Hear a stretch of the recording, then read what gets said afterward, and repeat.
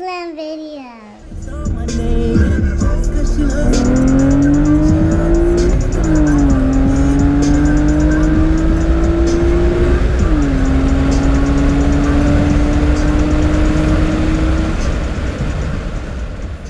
up, guys? Welcome back to Haveland videos. If you don't know,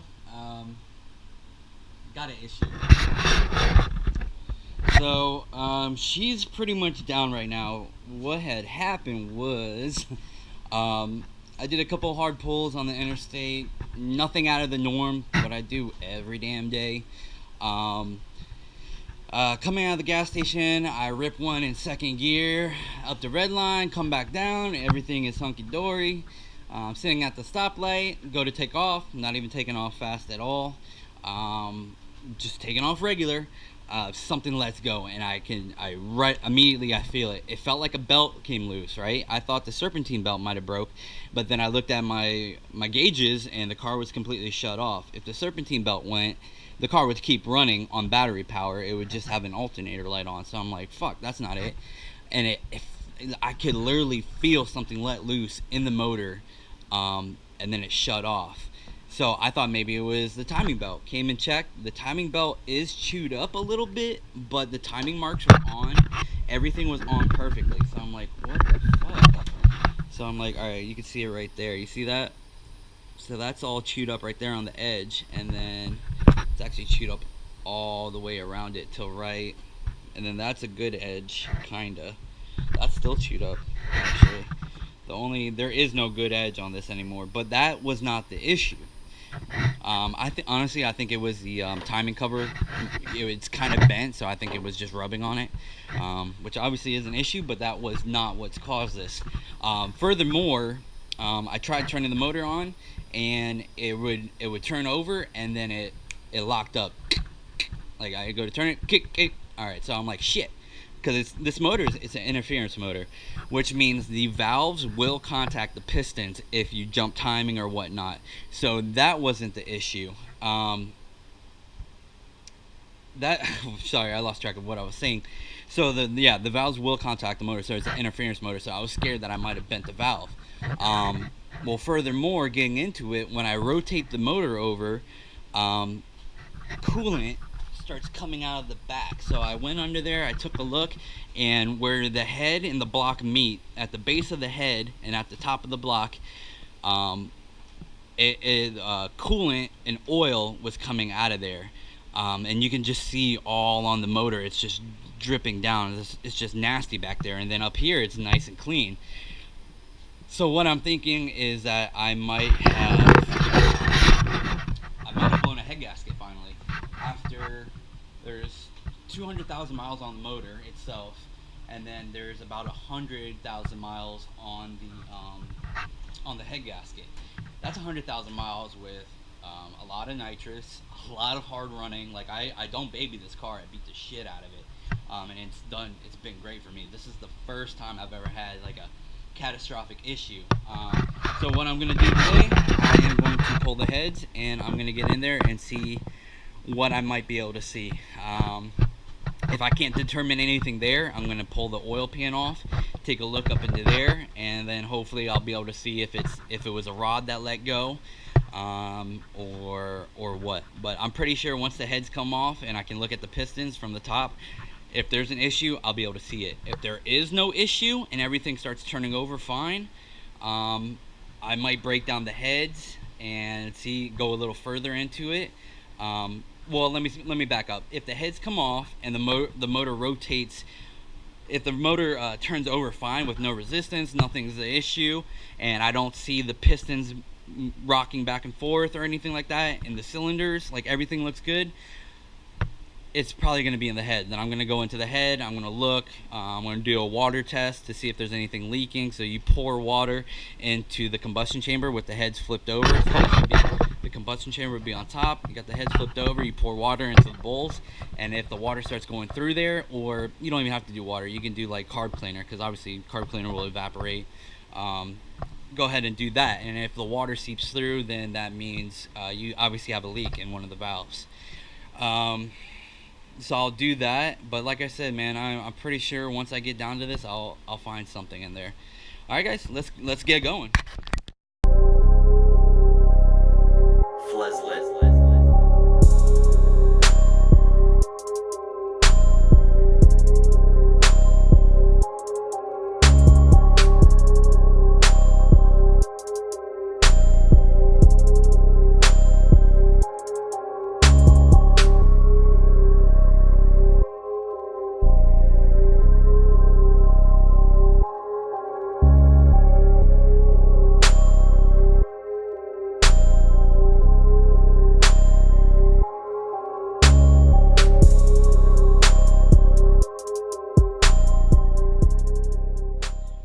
Head number 1 has been removed.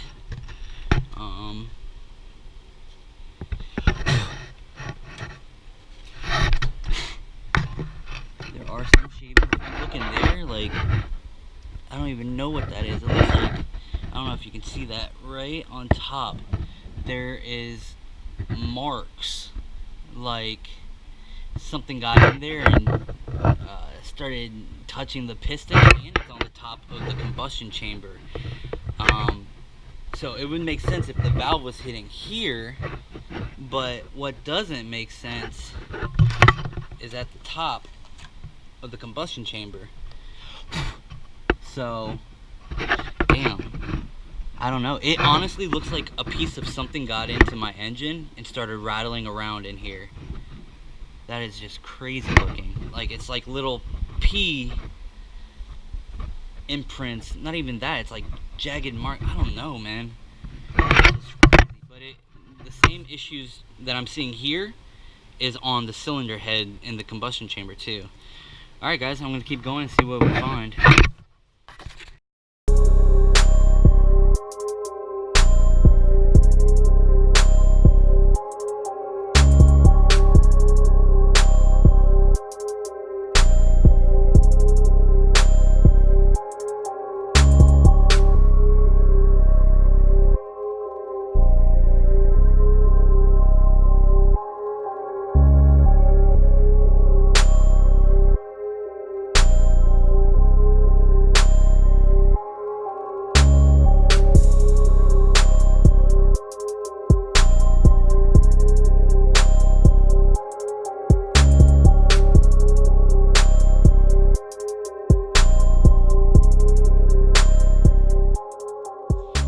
Rotating the engine, the furthest it goes is right here.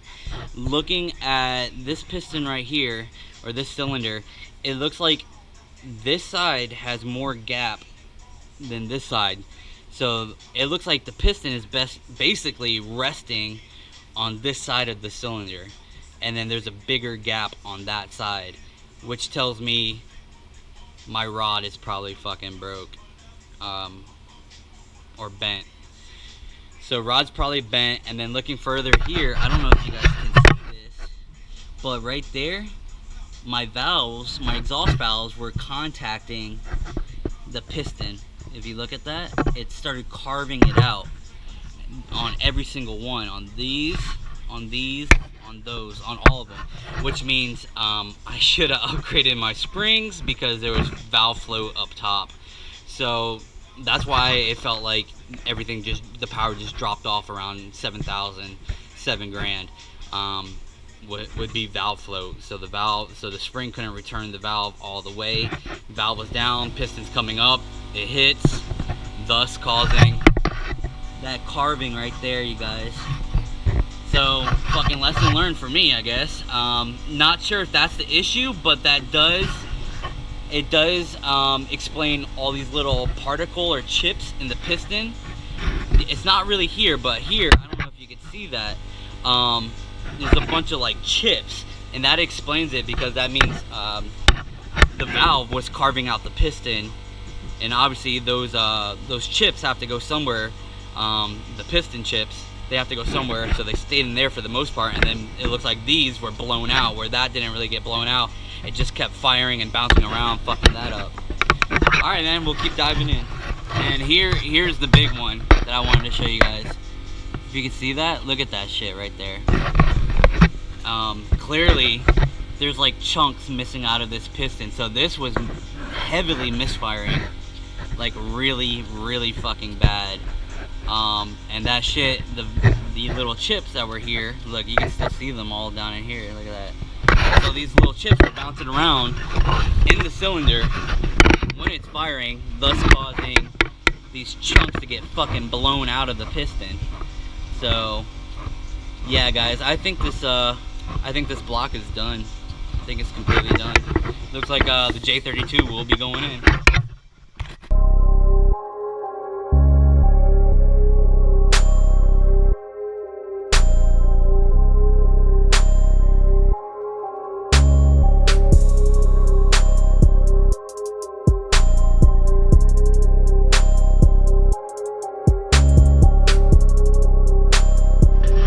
Let me get you in on this. You want to see some fucking carnage? That's the top of the piston. Look at all this. I'm gonna assume it's probably valve on this side. And then if you look in here, I don't know if you can see that. There is literally probably about 2 inches of coolant in there. Well, definitely found the problem, you guys. That would be a hole in the piston. This has coolant everywhere, but the biggest thing, that's a hole in the piston. This one was all jammed up too. This one had a shitload of material. I think it was that. Somehow it went from here into that, because I don't know where any of that is. It must be like in the motor, or it blew out the exhaust, I don't know.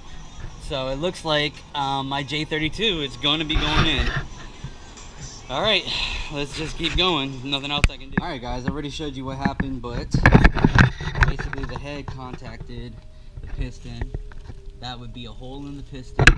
There was bits everywhere. I vacuumed up. I don't even know why I vacuumed it up, honestly, because this motor is fucking trash. It's going away. There appears to be a crack. Yep. So I can feel that. That's literally a crack. I can run my fingernail along it. That's a crack in the cylinder. So that's fucking, that right there alone is makes the whole block toast, which also tells me why there was coolant and oil leaking out of the back of the motor for a little while. So it's been like that for actually, I would say probably 2,000 miles, and then it finally just exploded. So that's where it's at. Next step is I've started getting everything out of the way. Basically all these wires are out of the way. Get them out, and I'm gonna rip the whole tranny and motor out as one assembly, and then I'm gonna start. Actually, right now I'm gonna start assembling the J32. I have to finish porting the J37 heads. I'm gonna finish doing that. I've already ordered valve springs. I've already ordered ARP head studs, so I'm good to go there. Then I need head gaskets. I need cam gasket. Or a cam seal, cam seal. I need valve seals. I'm gonna have to do a valve job on all of them, and then I'm gonna take them to get them redecked. Not for compression, I'm not gonna take a lot off. I'm just gonna have it resurfaced, basically, bare minimum, because I do not want those fucking valves contacting the heads again. I don't care how much compression I can have. I'd rather have lower compression than to once again have the valves contact the pistons. That would be the last thing I want. Plus I have fucking stage 2 cams going in there. This J32 is already going to be powerful enough. Plus I'm strapping on the 69mm turbo. This thing is going to be a fucking beast. But alright guys, stay tuned. Thank you for watching as always, and there will be another video coming. Please hit the like button, please subscribe, and if you have any questions, comment below. Alright, thanks.